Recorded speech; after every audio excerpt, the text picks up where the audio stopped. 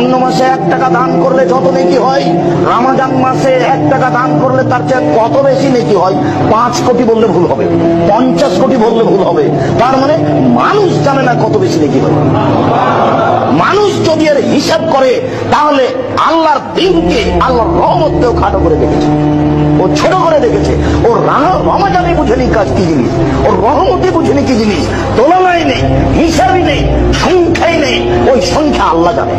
আবু হুরায়রা রাদিয়াল্লাহু তাআলা আনহু বলেন, রাসূল সাল্লাল্লাহু আলাইহি ওয়াসাল্লাম বলেছেন, ইজা দাখালা আউয়ালু শাহরি রমাজান, যখন রমজানের প্রথম দিন আসে তখন আকাশ থেকে চিৎকারকারী বলে, ইয়া বাগিয়াল খাইরে আকবিল, হে কল্যাণকামী তুমি সামনের দিকে আগে আসো।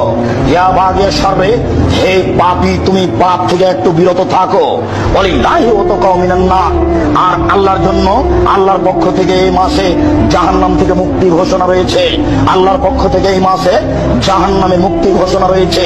আল্লাহর পক্ষ থেকে এই মাসে জাহান্নাম থেকে মুক্তি ঘোষণা হয়েছে।